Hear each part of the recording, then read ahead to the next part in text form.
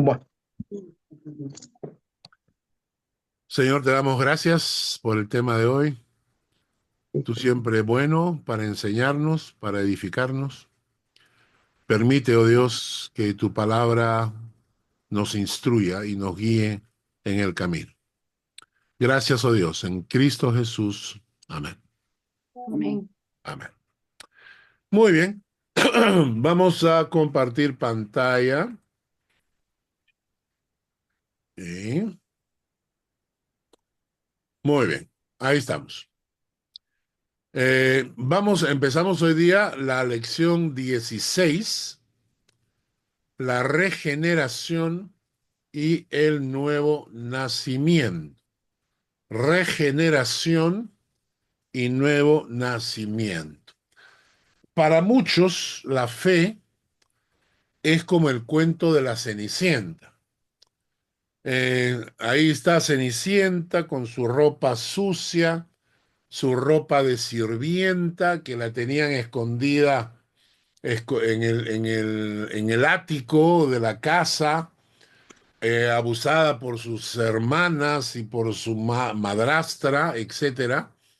Y luego, en la noche, aparece el hada, le cambia el vestido y ella va a la fiesta del príncipe y a las 12 de la noche tiene que salir, recorre y bueno, pierde su zapatito de cristal.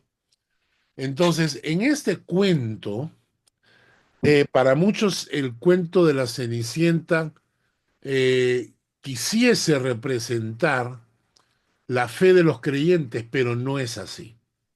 ¿Por qué no? Porque en el cuento de la Cenicienta sigue siendo la misma. Es decir, solo cambia el vestido. O sea, la Cenicienta no es otra, es la misma y cambia de vestido. Por eso, para muchas personas, la fe, la conversión, se trata de un cambio de religión o un cambio de iglesia, un cambio de vestido, ¿no? Antes yo era católico, ahora soy evangélico, ¿no? Antes yo no leía la Biblia, ahora leo la Biblia, ¿no? Entonces, simplemente me cambio de iglesia. Antes iba a la iglesia católica del barrio y ahora voy a una iglesia evangélica del barrio. Entonces, para mucha gente la fe es un cambio de vestimenta, simplemente. Tú sigues siendo el mismo, pero te cambias la ropa, te cambias lo superficial, lo de encima. La verdad es que la fe más se parece al cuento del sapo al príncipe, ¿no? ¿Por qué razón? Porque en el cuento del sapo al príncipe hay un cambio de naturaleza. Hay un cambio en que el sapo es un animal, tiene un tipo de vida, y de repente el sapo, con el beso de la princesa, se convierte en un príncipe. Era un príncipe encerrado en el cuerpo de un sapo. Pues bien, la fe tiene que ver con un cuento más parecido al del sapo al príncipe que el de Cenicienta. ¿Por qué? Porque la fe es un acto sobrenatural que implica regeneración, renovación, nueva naturaleza y nuevo nacimiento. ¿Ya? Tomen y apunten este cuadro que es importante. La fe es un acto sobrenatural que implica regeneración, renovación, nueva naturaleza y nuevo nacimiento. Para que ustedes entiendan, vamos a hablar de los primeros tres el día de hoy y la próxima semana vamos a hablar del nuevo nacimiento, que es el último tema. Vamos a entender en griego cuál es el término. La palabra regeneración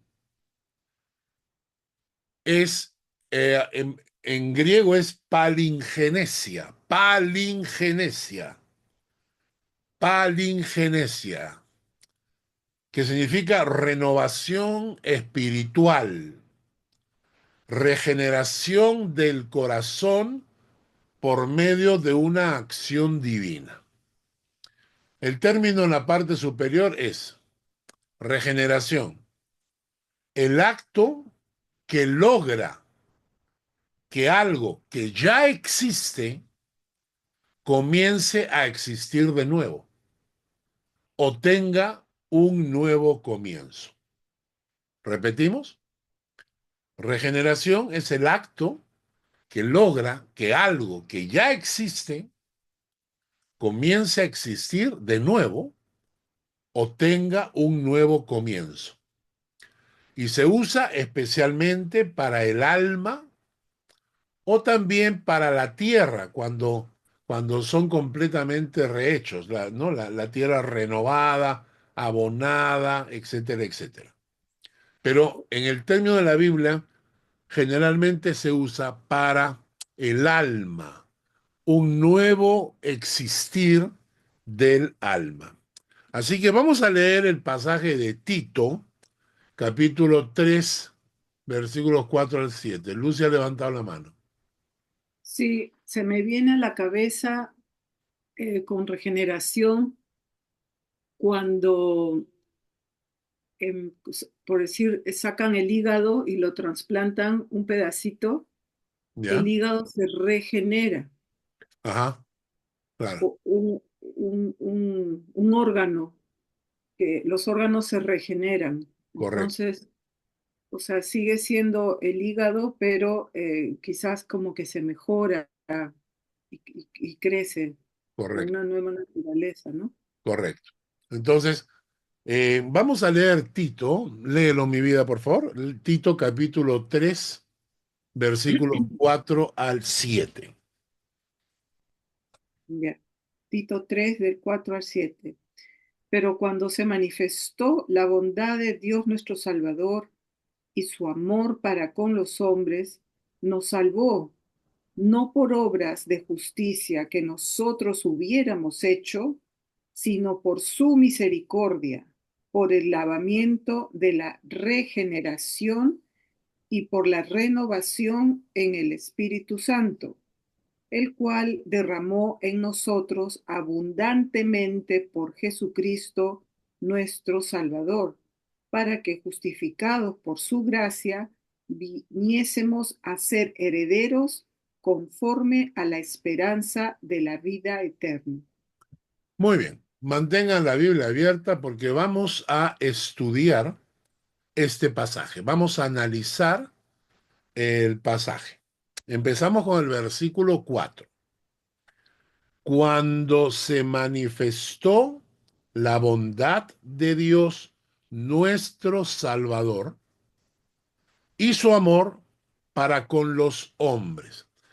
¿Qué fue, qué se manifestó? ¿Qué cosas se manifestaron? Su amor. Bondad. Bondad y amor, ¿no? Sí, Cuando se manifestó la bondad de Dios nuestro Salvador y su amor para con los hombres. Entonces ahí, cuando hace la pregunta, ¿qué fue lo que se manifestó? Se manifestó la bondad de Dios y su amor para con los hombres. Y entonces, ¿qué hizo? El texto dice, cuando se manifestó la bondad de Dios, nuestro Salvador, y su amor para con los hombres, nos salvó. Entonces, cuando se mostró la bondad de Dios y cuando se mostró el amor de Dios, nos salvó. ¿Ok? Entonces, el acto de Dios fue salvarnos. ¿Cómo? No por obras de justicia que nosotros hubiéramos hecho. Nos salvó, pero no por obras de justicia que nosotros hubiéramos hecho, que ya lo hemos visto en uno de los estudios anteriores, que nuestra capacidad de obrar bien está súper limitado y nunca alcanza la perfección de Dios. Por eso nuestras obras nunca alcanzan el nivel para ser aprobadas por Dios, ¿no?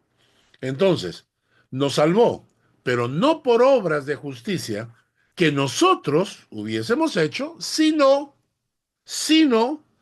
por tres cosas.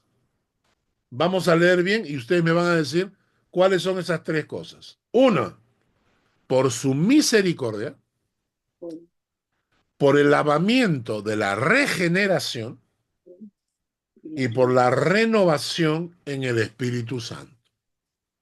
¿Cuáles son las tres cosas? misericordia, Muy bien, regeneración y renovación. muy bien. Entonces, el término que aparece, bueno, el término misericordia lo entendemos, ¿no? Es que Dios no te da lo que mereces. Entonces, por su misericordia, no te da lo que merecen tus pecados, ¿no? Sino te salva. En segundo lugar, por el lavamiento, porque lava tu alma de tus pecados, producto de una regeneración del alma. Hay una regeneración del alma.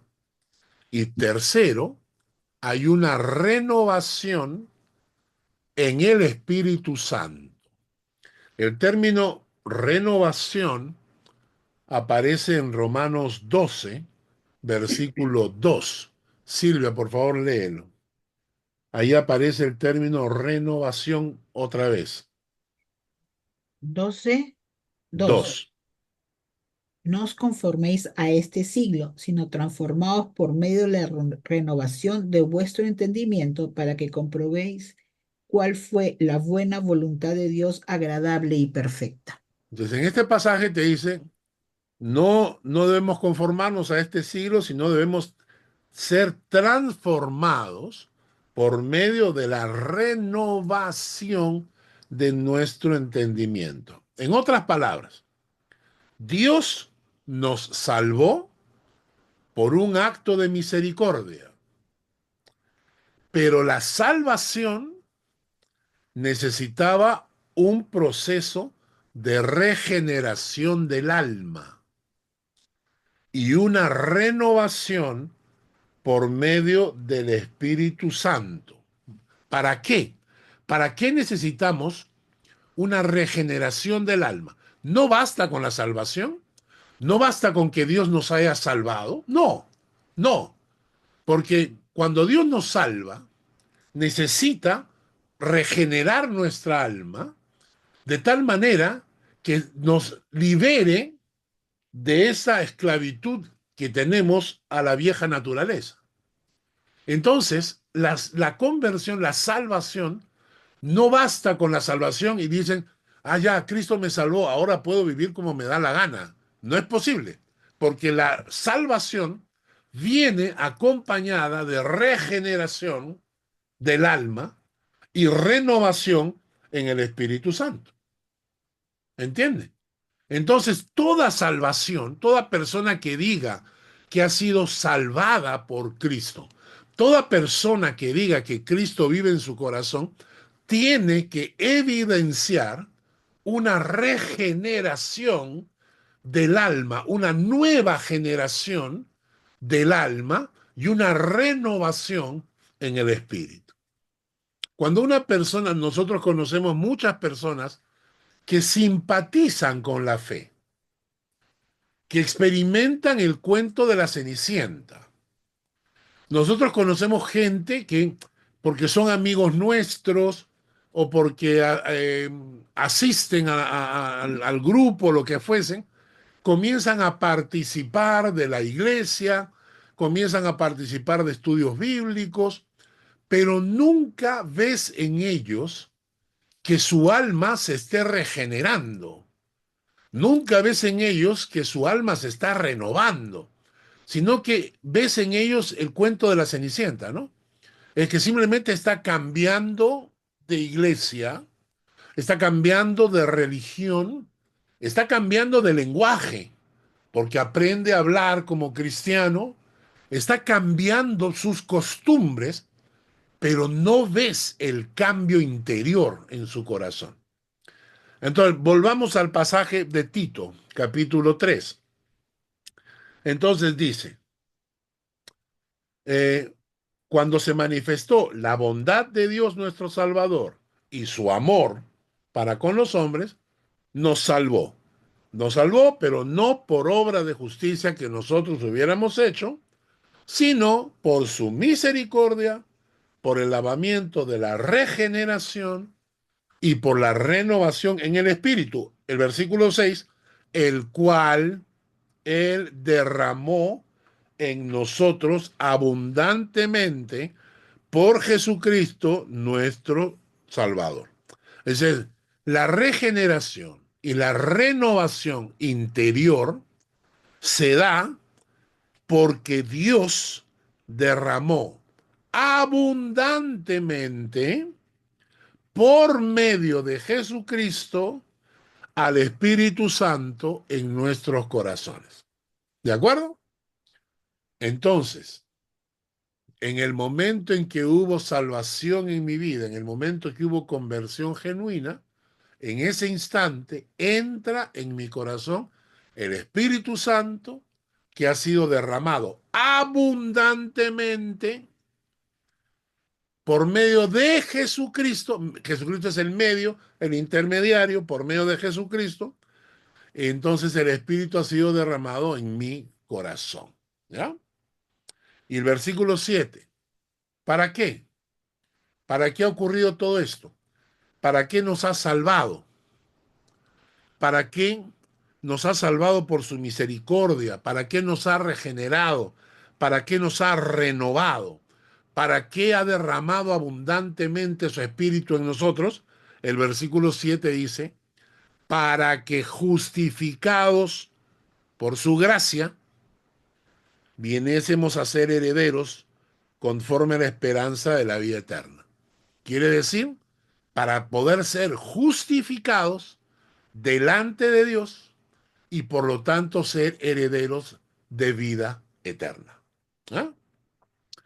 Ya sabemos qué significa ser justificado, que Dios te declara justo porque la sangre de Cristo te limpió de todos tus pecados y delante de los ojos de Dios apareces como una persona sin pecado, sin historial de pecado, y apareces completamente limpio. Entonces Dios te justifica y por lo tanto, como Dios te declara justo, puedes entrar ante el trono de Dios en vida eterna. Entonces tomen ustedes el versículo 7, que es importante. ¿Para qué ha ocurrido todo esto? Todo ha ocurrido, la salvación, la regeneración, la renovación, el derramamiento del Espíritu, todo eso ha ocurrido para que tú y yo podamos ser justificados por gracia, no por obras, por gracia, y para ser herederos de la vida eterna. ¿Ok? Esto significa que la conversión de una persona siempre viene acompañada de un proceso regenerativo del alma, un proceso de renovación interior producto de la presencia del Espíritu Santo derramado en nuestros corazones. Y aquí voy a soltarles esta pregunta. 1. ¿Ves en tu vida ese proceso regenerativo del alma? O sea, ¿ves en tu vida que la persona de Cristo está aflorando cada vez más? O sea, ¿ves en tu vida que antes hacías cosas que ahora ya no te gustan? ¿Ves en tu vida que antes te gustaban cosas que ahora no te gustan porque estás en ese proceso de regeneración? ¿Estás en ese proceso de renovación? ¿No? ¿Ves en tu vida esa presencia del Espíritu Santo? Y esto es importante, y lo digo no para poner en duda la fe de nadie, sino porque tenemos que confrontarnos a nosotros mismos. Un corazón que no evidencia regeneración del alma, que no evidencia renovación interior del corazón, está testificando que aún no ha pasado por un proceso genuino de conversión y salvación. ¿Ok? Regeneración. Vamos a leer textos. A ver. Empezamos con Jeremías 31, versículo 33 al 34. Jeremías 1, 33 al 34. Por favor, Shari. Jeremías 1, 31, ¿no? 30 Jeremías 31, versículos 33 al 34. Ella quiere leer también. Ella también quiere leer, sí. Ella quiere leer. Ya. Ya, 32 a 34, ok, 33 al 34. perfecto. Pero este es el pacto que haré con la casa de Israel. Después de aquellos días, dice Jehová, daré mi ley en su mente y la escribiré en el corazón. Ay, creo que Sigue leyendo. Sigue leyendo. sigo leyendo, perdón. Sí. Pero este es el pacto que haré con la casa de Israel. Después de aquellos días, dice Jehová, daré mi ley en su mente y la escribiré en su corazón y yo seré a ellos por Dios y ellos me serán por pueblo. Y no enseñará más ninguno a su prójimo ni a ninguno a su hermano, diciendo, conoce a Jehová, porque todos me reconocerán, desde el más pequeño de ellos hasta el más grande, dice Jehová, porque perdonaré la maldad de ellos y no me acordaré más de su pecado. Perfecto. Así ha dicho Jehová. ¿Hasta 35, 34? 34 nomás. ¿Ya? Ok. Eh, hay algunas personas, especialmente en el pueblo judío, que ellos, hasta el día de hoy, y muchos cristianos también lo reconocen, dicen que el pueblo judío es el pueblo elegido de Dios. ¿Ok? El pueblo judío es el pueblo elegido de Dios. Ciertamente lo fue. Ciertamente lo fue. Pero Jesucristo, cuando estaba a la última cena con sus discípulos, dijo claramente que su sangre es señal del nuevo pacto. O sea, Jesucristo dijo que tenían un antiguo pacto con el pueblo hebreo. Es el antiguo pacto. Y luego agarra a Jesucristo y dice que su sangre, que participamos de ella en la Santa Cena, es la señal de un nuevo pacto. Es decir, ahora la iglesia es el Israel espiritual de Dios. Hay que tener conciencia de eso y hay que entenderlo para no caer en errores como esas iglesias que se la quieren dar de judías, ¿no? Iglesias que están con la nota mesiánica y todo lo demás. Los judíos son judíos. Ellos tienen derecho a celebrar su fe dentro de su cultura judía. Pero cuando agarras tú una iglesia de gentiles como las nuestras y la tratas de judaizar, no estás celebrando una fe mesiánica, sino que estás judaizando. Estás judaizando. Es decir, los gentiles que quieren parecerse a los judíos. Entonces, cuando Jesucristo dijo que había una nueva, que se firmaba un nuevo pacto en la sangre de Cristo, que a partir de ahora había un nuevo pacto, significa que nosotros somos el nuevo pacto, nosotros somos el Israel espiritual de Dios en este momento. ¿Ok? ¿Y en qué se basa ese nuevo pacto? Si ustedes ven en sus Biblias, en 1 Corintios 11, donde Jesucristo habla del nuevo pacto, la mención se refiere a este pasaje de Jeremías. Porque ahora el nuevo pacto ya no se basa en leyes escritas en tablas de piedra. Ahora el nuevo pacto se basa en leyes escritas en el corazón de los hombres. El texto que acabamos de leer dice, este es el pacto que haré con la casa de Israel después de aquellos días, dice Jehová. Tome nota, daré mi ley en su mente, la escribiré en su corazón, yo seré a ellos por Dios y ellos me serán por pueblo. Y no enseñará más ninguno a su prójimo, ni ninguno a su hermano, diciendo, conoce a Jehová, porque todos me conocerán, desde el más pequeño de ellos hasta el más grande, dice Jehová, porque perdonaré la maldad de ellos y no me acordaré más de su pecado. Este es el nuevo pacto que Jesucristo firma con su iglesia. Es un pacto de sangre, con su sangre fue firmado. Pero si notan ustedes, hay un cambio radical entre la ley del Antiguo Testamento y el Nuevo Pacto. En el Antiguo Testamento eran leyes escritas en tablas de piedra. Ahora esas leyes están escritas en tu corazón, ¿verdad? ¿Qué significa eso? Que las leyes de Dios llegan a ser parte de tu naturaleza, porque están escritas en tu corazón. Hay cosas que se van grabando en nuestras vidas que nos acompañan, por ejemplo, culturalmente, ¿no? Culturalmente, me preguntaba Miguel a la hora en que lo embarcábamos de regreso al Perú, él me decía que había estado acá 3 meses, ¿no?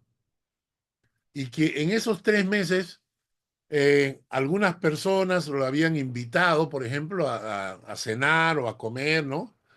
Pero que en el Perú es otra cosa.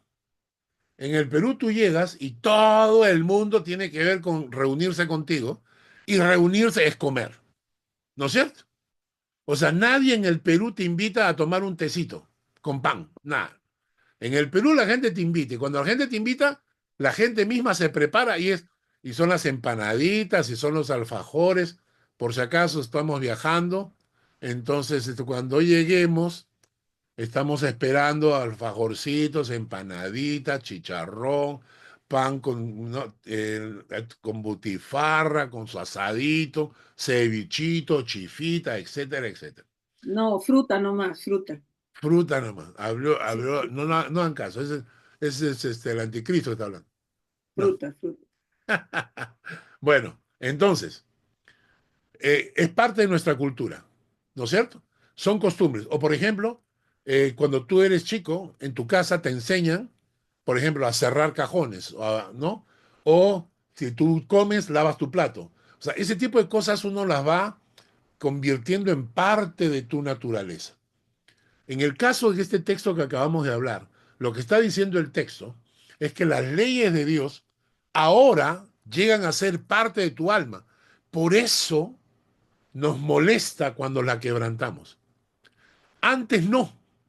Antes no nos molestaba porque estaban escritas en piedra, pero ahora están escritas en tu corazón. Y cuando las cosas están escritas en tu corazón se convierten en parte de tu naturaleza. Ezequiel capítulo 11, versículos 19 y 20. Carlitos Guerrero. Ezequiel capítulo 11, versículo 19 al 20.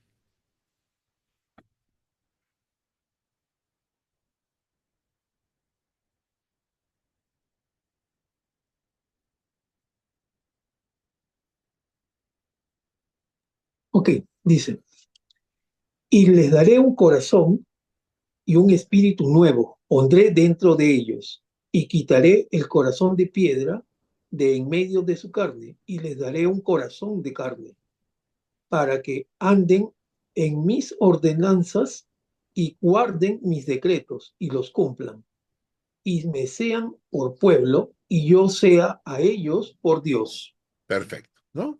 Entonces el texto es obvio, ¿no? Les daré un corazón y un espíritu nuevo pondré dentro de ellos. ¿Eh? Les daré un corazón y un espíritu nuevo pondré dentro de ellos. Quitaré el corazón de piedra del medio de su carne y les daré un corazón de carne. ¿Para qué? Para que anden en mis ordenanzas, guarden mis decretos y los cumplan. Y me sean por pueblo y yo sea ellos por Dios. ¿Ya? Deuteronomio capítulo 30, versículo 6. Mario, por favor. Deuteronomio 36.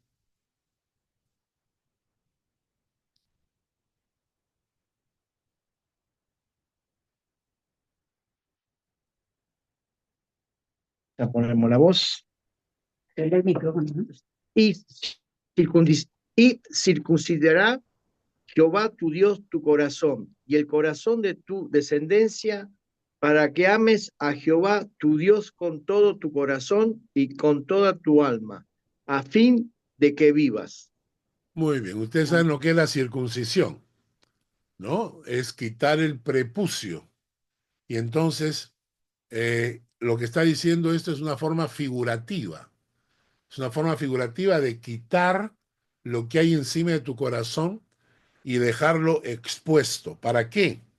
Para que ames a Jehová tu Dios con todo tu corazón y con toda tu alma. ¿Y para qué? ¿Por qué tengo que amar a Dios con todo mi corazón y con toda mi alma? A fin de que vivas. ¿Eh? El domingo pasado, en la prédica en la iglesia, les hablé de que Dios no se siente satisfecho con tener una cantidad de creyentes. Porque si bien es cierto, la Biblia nos habla de que debemos creer para salvación, mucha gente cree solamente para obtener beneficios de Dios. Y la Biblia es enfática, Dios no está satisfecho con la gente que cree. Dios pide que lo amen con todo el corazón, con toda el alma, con todas las fuerzas, con toda la mente. Entonces, cuando ustedes se encuentran con una persona que simplemente es creyente, porque de esa manera obtiene beneficios de Dios, ora, Dios le contesta, bendíceme Señor, Dios le bendice. O sea, está permanentemente pidiéndole cosas a Dios. No ha entendido que Dios quiere que lo amen. Mucha gente vive como creyentes en ese nivel, en el nivel de creer, pero Dios pide que lo amen. Entonces, en este texto de Deuteronomio, dice que Dios va a circuncidar tu corazón y el corazón de tu descendencia para que ames a Jehová, tu Dios, con todo tu corazón y con toda tu alma, a fin de que vivas. Y por último, 2 Corintios 5:17, Delia. 2 Corintios 5:17. Ya. Dice, de modo que si alguno está en Cristo, nueva criatura es. Las cosas viejas pasaron, y aquí todas son hechas nuevas. Perfecto. Creo que queda bien claro, ¿no? De modo que quien está en Cristo es una nueva criatura. Las cosas viejas pasaron. Todo es hecho nuevo. ¿Ya? Entonces, definimos el término de regeneración. Pero la Biblia nos está mencionando de que tenemos una nueva naturaleza también, ¿no? ¿Ok? ¿Qué significa una nueva naturaleza? Naturaleza significa que es algo que crece en forma innata. Por ejemplo, las plantas llevan su propia naturaleza dentro de la semilla. Los animales llevan su propia naturaleza en sus genes. Se transmiten de generación en generación. Por ejemplo, mi hijo Mark tenía como mascota una serpiente. Tenía su jaula de la serpiente y se compró una serpiente. Y tenía dos, perdón, eran dos, ¿no? Eran dos. Y bueno, y entonces había que darle unos pericotitos. Ya estaban muertos, estaban congelados. Entonces le ponías el pericotito, las serpientes olfateaban el pericotito y ¡pac! Se lo comían. Y eso les duraba como unas dos semanas, ¿no? Por ahí, ¿no? Un día, Mark se le ocurrió hacer un experimento, porque cuando le trajeron las serpientes eran así, chiquitas, ¿no? Y bueno, fueron creciendo, fueron creciendo. Cuando ya habían crecido, obviamente las serpientes no fueron a ninguna escuela, nadie las educó, nadie las instruyó. Y, y Maki trajo un pericote vivo, un pericotito chiquitito vivo. Y me dijo, a ver, vamos a ver, papá, ¿qué pasa? Porque hasta ahí habían comido pericotito muerto. Entonces dijimos, vamos a ver. Entonces soltamos el pericotito, ¿no? Cuando la serpiente saca su lengua para olfatea el pericotito, fue directo, ¡ziping! Lo agarró, lo apretó al pobre pericotito, murió el pobre pericotito, se lo comió. Y mi hijo me pregunta, ¿quién le enseñó a la serpiente? ¿Quién le enseñó? En este momento, Ariel, la hija de Fiore, ¿quién le enseñó a Ariel a succionar la leche? ¿Quién? En algún momento alguien se le acercó y le dijo, ¿sabes qué es, Ariel? Mira, tengo que explicarte unas cosas, ¿ya? A partir de ahora tienes que succionar. No, no, es absolutamente natural, ¿no? Eso se llama naturaleza. ¿Entendieron? Es absolutamente natural. Y de ahí viene el término naturaleza, porque es absolutamente natural. Y lo que dice la Biblia, y tomen nota de esto, es que nosotros tenemos ahora una nueva naturaleza. En Efesios capítulo 2, en Efesios capítulo 2, versículos 1 al 3, nos dice cuál es nuestra naturaleza con la que hemos nacido. Voy a pedirle a Delia, ya leíste, ¿no? Chequi, Efesios 2, del 1 al 3.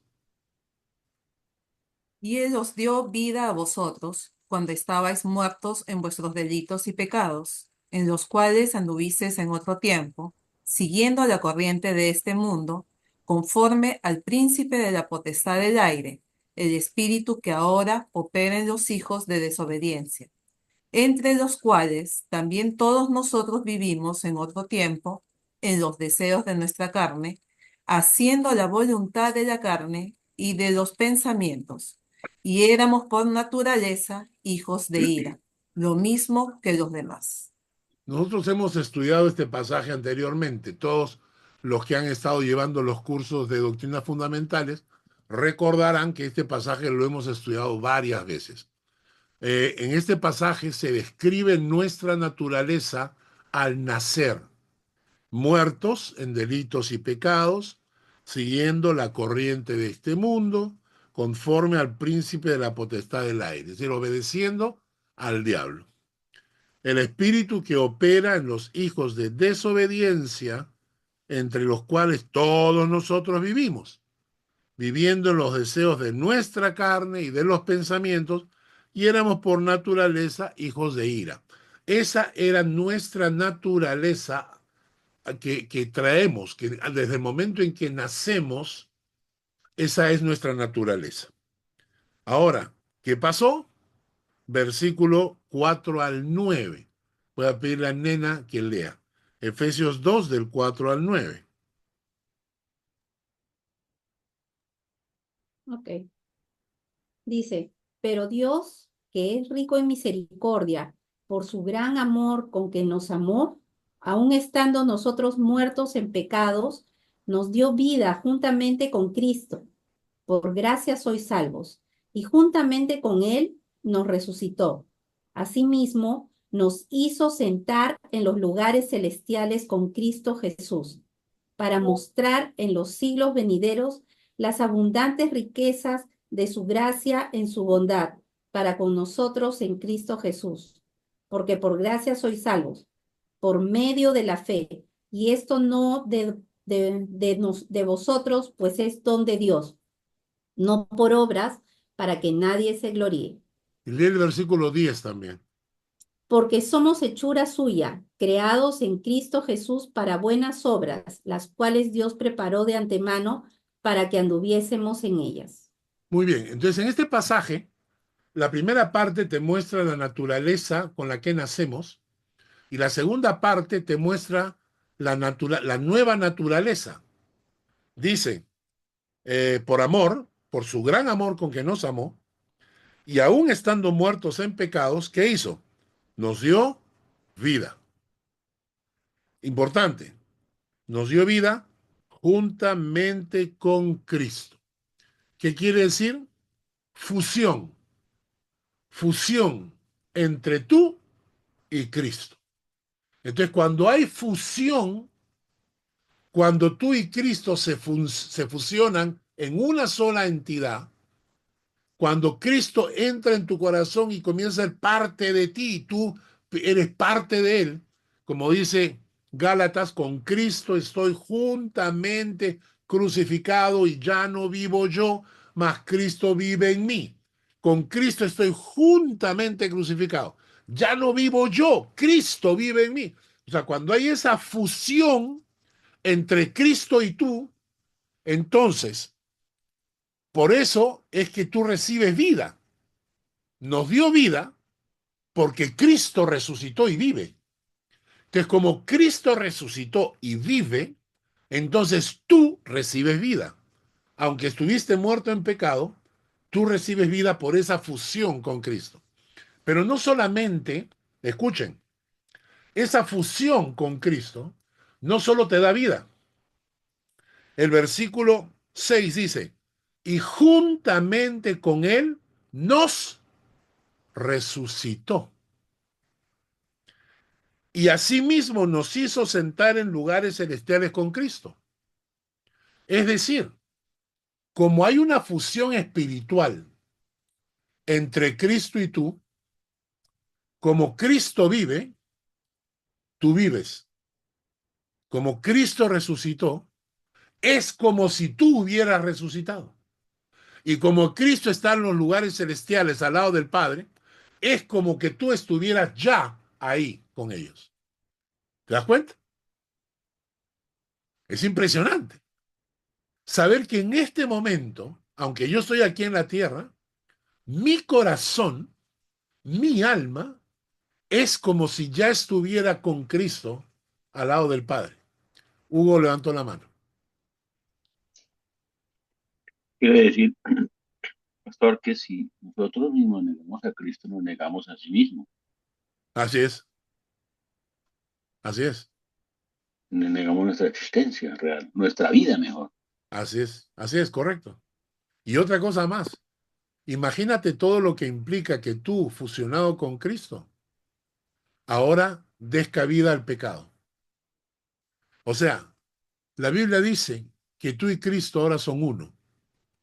Y por esa razón, tú estás limpio de pecado, tienes vida, has resucitado con Cristo, estás ya en lugares celestiales, ya tu vida es como si estuvieras en lugares celestiales, tu cuerpo es como el cuerpo de Cristo, ¿no es cierto?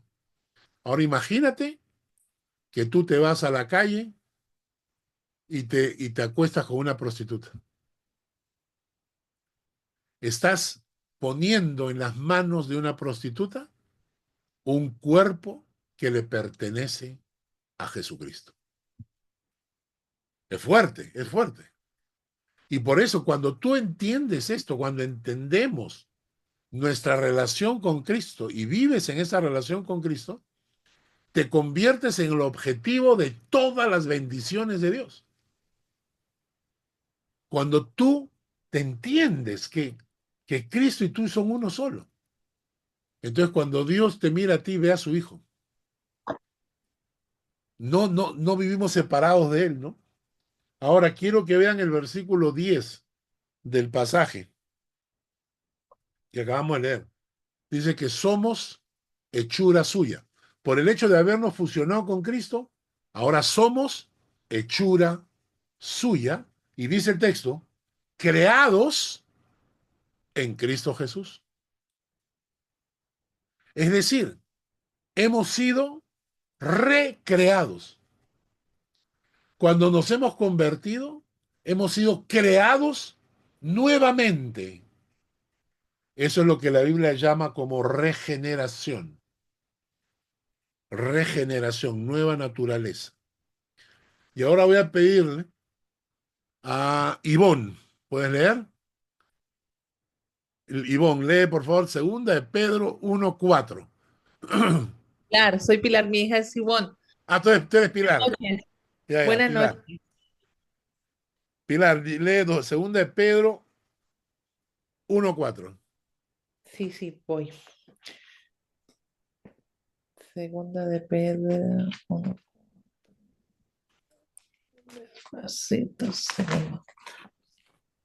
Pedro 1:4, ¿no? ¿Sí? Vale.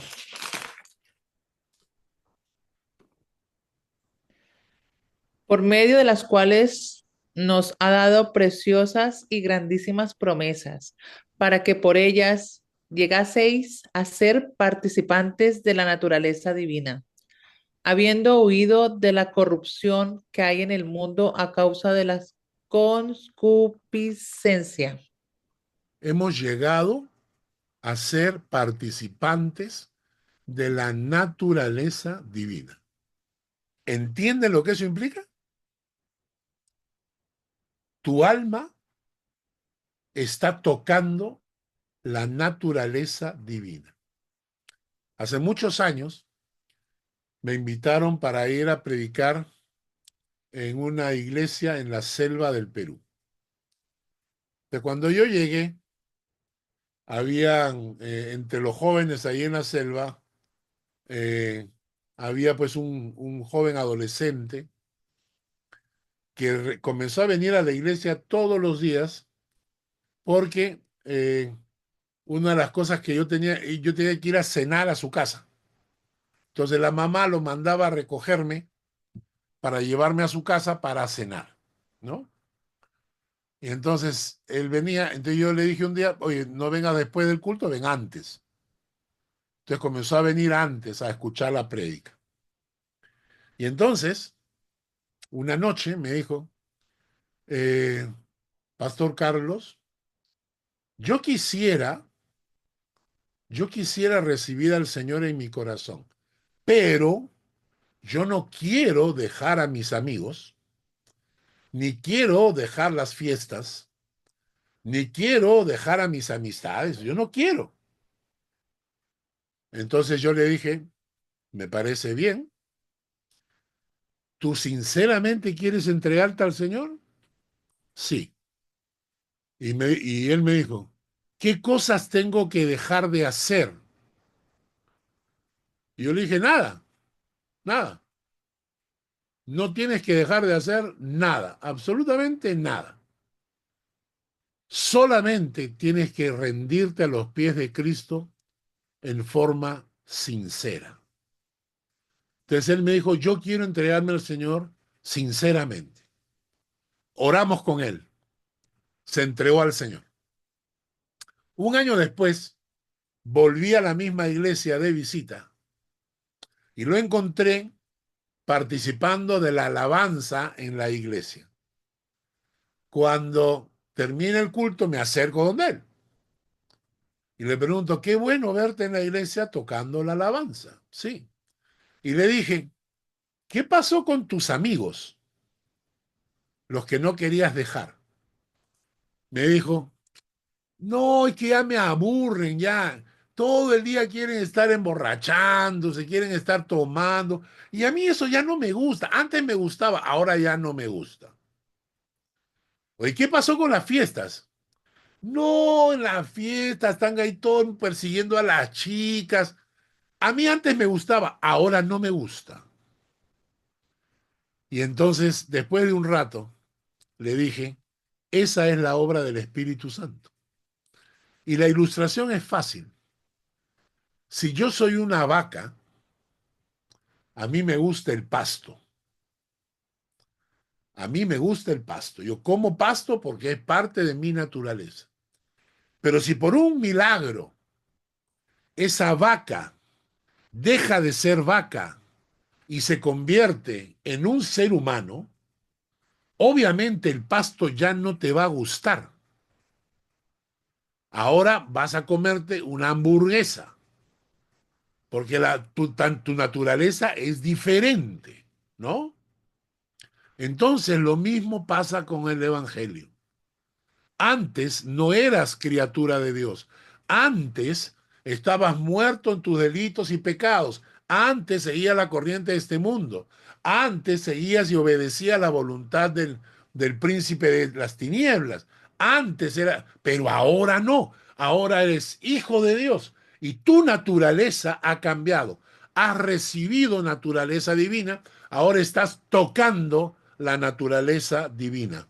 Por eso la Biblia menciona, por sus frutos los conoceréis. ¿Entienden? Mateo 7, versículos 16 al 20. Mateo 7, versículos 16 al 20.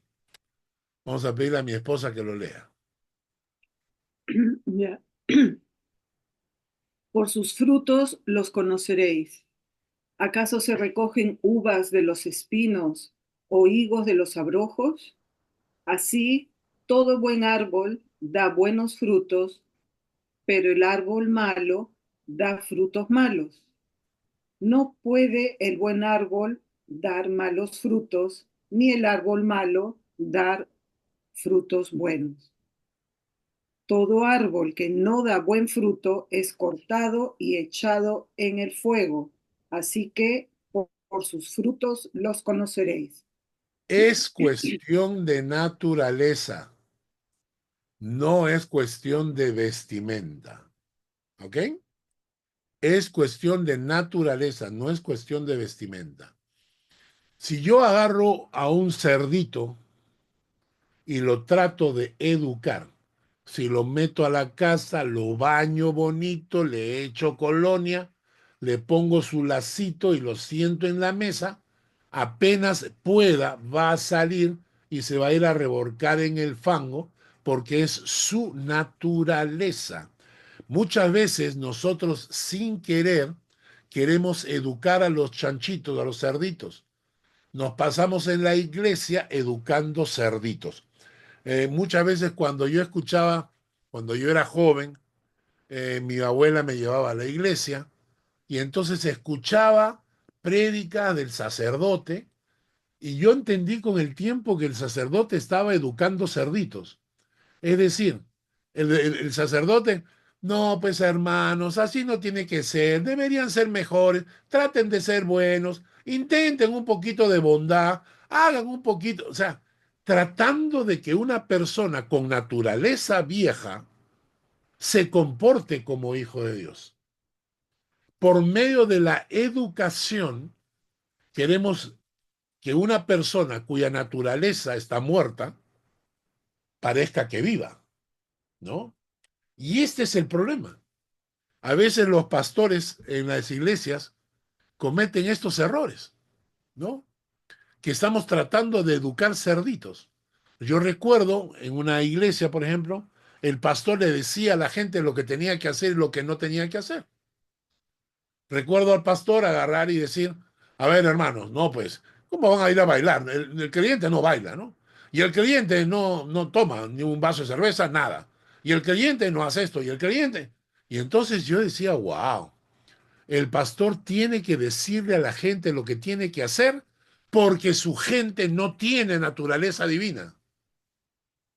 Porque si tú tienes naturaleza divina y tú estás frente al pecado, tu naturaleza reacciona. ¿No es cierto?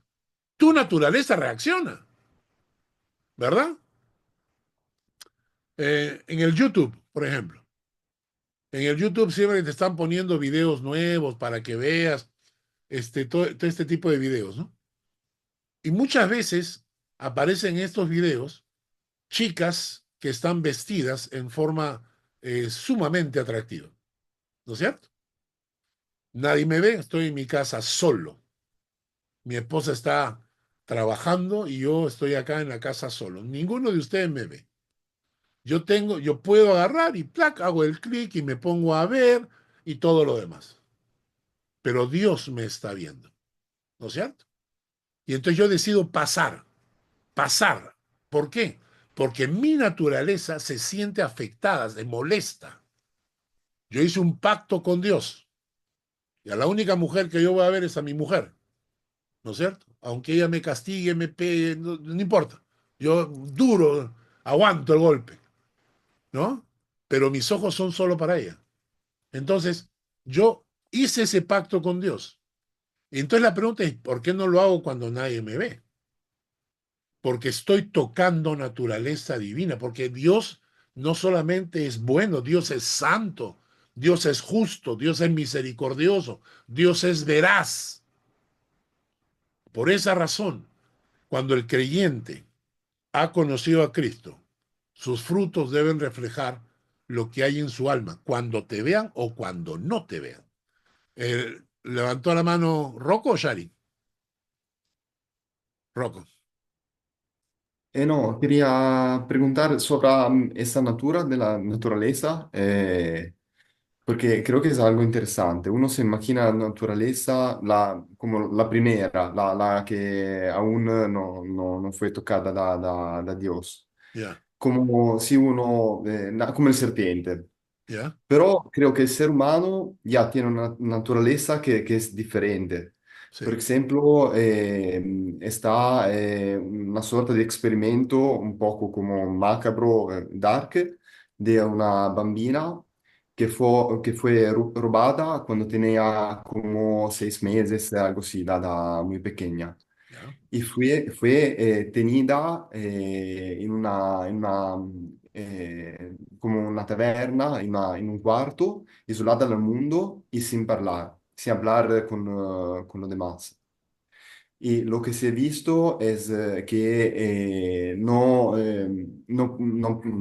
pudo como svilupparse, como aprender claro, cosas también como tocar, como prender, como moverse. sí, Así que creo que en el ser humano ese concepto de naturaleza tiene que ser entendido más como un proceso de sviluppo con la sociedad, como si estuve como no sé, Jung, que es un psicanalista, habla de un espíritu del tiempo que sí, contrapone a un espíritu del profundo que puede ser como la segunda naturaleza de Dios. Que Jung claro, es profundamente cristiano. ya. Eh, Él Bueno, lo ve como dos espíritus, no so, claro. como... Ahora, lo que tú estás mencionando, estás hablando de la naturaleza humana, es decir, de la Sí, parte natural social. Y lo que yo te estoy sí, diciendo es que en el momento en que tocamos a Dios, en el momento en que abres tu corazón a Dios, hay dentro de ti un cambio, porque ahora tu naturaleza, aparte de tu naturaleza cultural, social, en la que te has criado, esa naturaleza en tu interior comienza a tocar naturaleza divina. Y por eso es nuestro rechazo al pecado. Por eso es que el pecado te da alergia, porque ahora esa naturaleza divina ahora es parte de ti, ¿no? Y buena pregunta, buena pregunta. Ahora, para terminar, ya son las 9:06. Una última cosa. La naturaleza, ¿qué pasa con nuestra naturaleza vieja? Porque tenemos una nueva naturaleza, pero ¿qué pasa con nuestra vieja naturaleza? Vamos a muere. leer un texto. ¿Mm? Miren lo que dice acá. Romanos capítulo 6, versículo 4 al 6.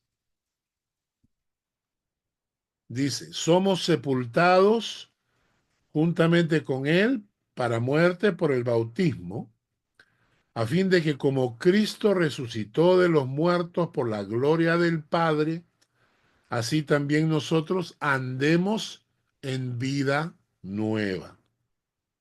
Porque si fuimos plantados juntamente con Él en la semejanza de su muerte, así también lo seremos en la de su resurrección, porque Cristo y yo nos hemos fusionado, ¿no? Estamos fusionados. Y como estamos fusionados, fuimos plantados juntamente con Él en su muerte y también somos plantados en su resurrección, porque ahora somos uno, ¿no? Sabiendo que nuestro viejo hombre fue crucificado juntamente con Él para que el cuerpo del pecado sea destruido, a fin de que no sirvamos más al pecado. Versículo 22. Mas ahora que habéis sido libertados del pecado, hechos siervos de Dios, tenéis por vuestro fruto la santificación y como fin la vida eterna. Entonces queda claro que en Cristo hemos sido liberados, hemos recibido nueva naturaleza, ahora tocamos naturaleza divina, nuestra alma toca naturaleza divina. Pero la pregunta, ¿y por qué pecamos? ¿No? ¿Y por qué pecamos? Y aquí la ilustración es fácil. La ilustración es la del elefante, ¿no? Cuando el elefante está pequeñito, le atan una cadena a una estaca en el piso. El elefantito trata de zafarse de la cadena, pero no puede. Y el elefante va creciendo y le siguen atando a la misma cadena y la misma estaca. Cuando llega un momento el elefante está grandazo, sigue encadenado a esa pequeña estaca. El elefante puede mover su pata y arrancar la estaca, pero no lo hace porque psicológicamente está encadenado. Cuando ustedes ponen una piscina, por ejemplo, en una piscina ponen un tiburón, luego ponen en medio una pared de cristal duro. El tiburón nada y se estrella contra el vidrio y sigue nadando, vuelve a estrellarse, sigue nadando, vuelve a estrellarse, hasta que llega el momento en que sabe que en ese lugar hay un vidrio y entonces no vuelve a tocar el vidrio. El tiburón gira en la piscina alrededor sin tocar el vidrio, porque ya aprendió que ahí hay un vidrio. Si tú sacas el vidrio, el tiburón nunca va a cruzar, porque psicológicamente sabe que ahí había un vidrio. Y nunca va a probar, ¿no? Si puede cruzar o no. Y entonces tú pones peces en la piscina y el tiburón solo se va a comer los peces que crucen a su lado. No va a comer ningún pez del otro lado. ¿Por qué? Porque él sabe que había un vidrio ahí con el que se golpeaba. Y eso es lo que hace la vieja naturaleza. La vieja naturaleza nos engaña, nos hace creer que todavía somos esclavos. Vamos a leer Romanos 7:11. Romanos 7:11. Vamos a pedir a Carlos Guerrero que lo lea. Romanos 7:11. Ok. Porque el pecado, tomando ocasión por el mandamiento, me engañó y por él me mató. Qué fácil, ¿no? El pecado te engañó. El pecado te engañó. Te dijo que no podías vencerlo. El pecado te dijo, no hay escapatoria. Tienes que caer. Tienes que caer. ¿Por qué? Porque el pecado es más fuerte, ¿me entiendes? Y entonces nos engañó. Pero la verdad es que nosotros tenemos libre albedrío. Y cuando tú te encuentras frente al pecado, si quieres caer, caerás. Si no quieres caer, tú puedes decir, no quiero. y puedes ejercer tu voluntad, porque ya no eres más esclavo de tu vieja naturaleza. Por eso la Biblia dice que no tenemos excusa, que nadie tiene excusa. Nadie puede llegar delante de Dios y decir, ay Señor, perdóname, caí. ¿Por qué? Porque soy hombre, porque soy mujer, porque soy ser humano. Pues si teníamos que caer, entonces ¿por qué Dios nos va a condenar?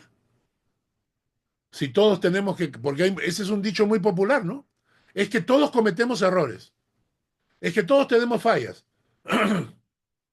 Bueno, si todos tenemos fallas, entonces ¿por qué Dios nos condena? Si es algo natural. Entonces, la idea básicamente es que hemos sido liberados de eso, ¿no? Dice el texto, habéis sido libertados del pecado y hechos siervos de Dios. Así que cuando te enfrentas a tu pecado, es cuestión de tu libre albedrío. Decidir si quieres continuar en el pecado o si quieres salirte de él. ¿No es cierto?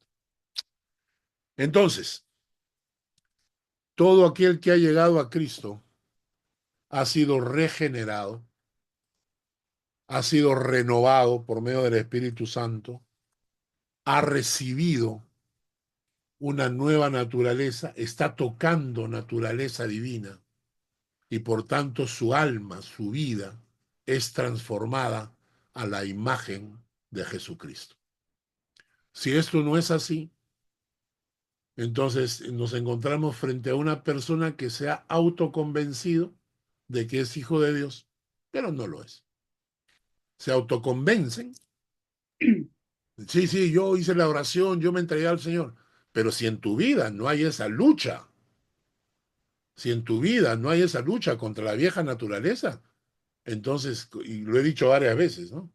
Si tú puedes pecar y no se te mueve un pelo de la conciencia, tú no eres hijo de Dios, tú eres hijo del diablo. Así de fácil. Em, Romanos fue escrito por Pablo, ¿no es cierto? Correcto. Y Romanos 7:15, ¿cómo lo interpretas, habiendo sido escrito por el mismo Pablo? Claro, porque estaba en su lucha. Romanos 7 dice, del 14 vamos a leer. Romanos 7, 14 en adelante. Porque sabemos que la ley es espiritual, mas yo soy carnal, vendido al pecado. Porque lo que hago no lo entiendo, pues no hago lo que quiero, sino lo que aborrezco. Eso hago. Y si lo que no quiero, esto hago, apruebo que la ley es buena. De manera que ya no soy yo quien hace aquello, sino el pecado que mora en mí. Y yo sé que en mí, esto es, en mi carne, no mora el bien, porque el querer el bien está en mí, pero el no, no el hacer. Porque no hago el bien que quiero, sino el mal que no quiero, esto hago. Y si hago lo que no quiero, ya no lo hago yo, sino el pecado que mora en mí. Entonces, Pablo lo que te está reflejando acá es justamente la batalla de la carne acostumbrada a pecar frente a una nueva naturaleza que ha sido libre. La carne acostumbrada a pecar frente a una naturaleza que te ha hecho libre, ¿no? Es como, es decir, una persona acostumbrada. Y la mejor ilustración de esto lo tomamos, por ejemplo, en la historia, ¿no? Yo he visto algunos programas, algunas series, y cuenta la historia que cuando en Estados Unidos se liberaron a los esclavos no sabían cómo comportarse, porque los esclavos, habiendo vivido toda su vida obedeciendo en esclavitud, cuando fueron liberados, cuando se dictó la liberación de los esclavos, muchos de los esclavos no sabían qué hacer. No sabían qué hacer. ¿Por qué? Porque habían estado acostumbrados. Nuestras vidas están acostumbradas, viciadas al pecado. Pero ahora sabes que eres libre. Pero con esa costumbre, ese vicio que tienes, se da esa lucha interior entre la costumbre que tiene tu carne y la libertad que ahora tienes en Cristo. Por eso, ¿cómo sé yo que soy hijo de Dios? Es fácil. Cuando en mí se ve esa batalla diaria entre la carne y el espíritu.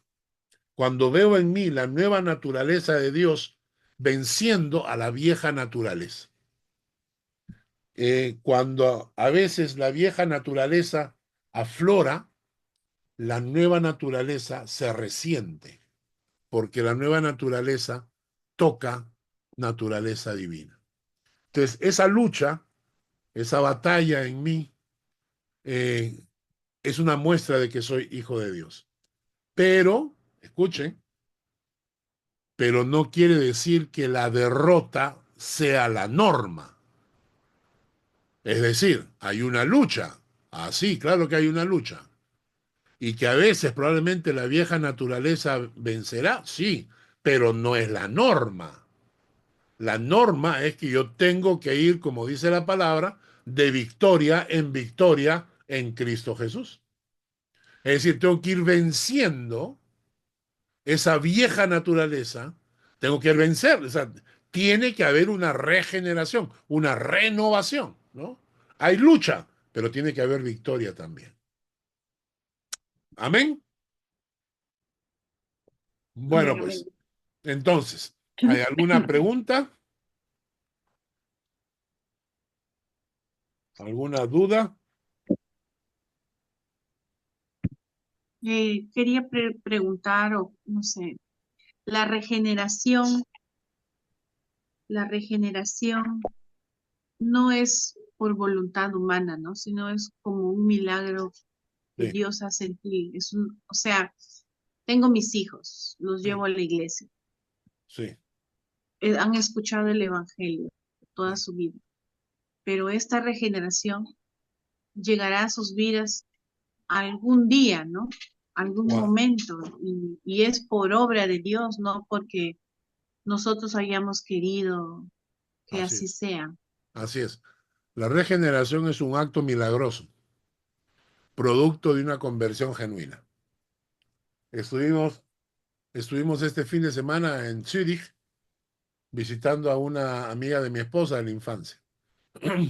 Y cuando estábamos en la sala, mi esposa preguntó cómo se habían convertido, porque la mamá, el esposo, la hija, el marido de la hija, todos son creyentes, asisten a la iglesia de un amigo mío acá en Zúrich. Y entonces mi esposa le preguntó, ¿y cómo fue la conversión? Y fue interesante el testimonio de la hija, no de la mamá, porque la mamá sí fue clarísimo, no la hija que asistía a la iglesia. La hija asistía a la iglesia, se bautizó con los amigos de la iglesia, pero se bautizaron por patería, ¿no? Porque eran todos adolescentes, y nos bautizamos juntos, ¿no? Y entonces así. Pero luego ella mencionó que viajó a Estados Unidos y que en Estados Unidos estaba con una asociación de jóvenes cristianos y que fue allí cuando realmente ella tuvo un encuentro con el Señor. Que fue ahí cuando realmente, claro, ella lo dijo como que renovó su fe, se reencontró, pero para mí es que realmente ahí se convirtió, realmente ahí. Y lo mismo tenemos que orar por nuestros hijos, ¿no? Debemos orar por nuestros hijos porque nuestros hijos se crían en ambientes cristianos y entonces se acostumbran a leer la Biblia, se acostumbran al idioma, la terminología, el comportamiento, la gente, o sea, se acostumbran al ambiente cristiano y no siempre han hecho una decisión por Cristo. Por eso tenemos que estar orando siempre para que nuestros hijos tengan un encuentro personal con Cristo. ¿Y cómo vamos a saber que lo han tenido? Cuando vemos en ellos el proceso de regeneración, de renovación del Espíritu Santo. Cuando ya no tienes que estar luchando con ellos para que no vayan a la fiesta o para que no salgan con los amigos. sino que tú ves en ellos que su propia naturaleza les dice, yo no quiero esto, ¿no? Entonces no hacen las cosas porque tú eres la mamá o el papá, sino hacen las cosas porque ya el Espíritu Santo está morando en sus corazones. ¿Ok? Bueno, pues, entonces vamos a orar para terminar el estudio de hoy, ¿no? Señor, gracias por este tema. Saber que en nosotros ha ocurrido una regeneración el día de nuestra conversión y que todos los seres humanos necesitan pasar por ese milagro de la regeneración producto de la salvación obtenida en Cristo por conversión genuina. Oramos siempre por nuestros hijos, por nuestros nietos. Oramos, Señor, para que todos ellos tengan el privilegio de conocerte. Gracias, Padre, por el estudio de hoy. Te pedimos nos sigas dirigiendo en el nombre de Jesús. Amén. Amén. Amén. Bueno, pues, que Dios les bendiga. Gracias. Nos vemos la próxima semana. Gracias. Gracias. Bye. Cuídense. Gracias, gracias. Bendiciones.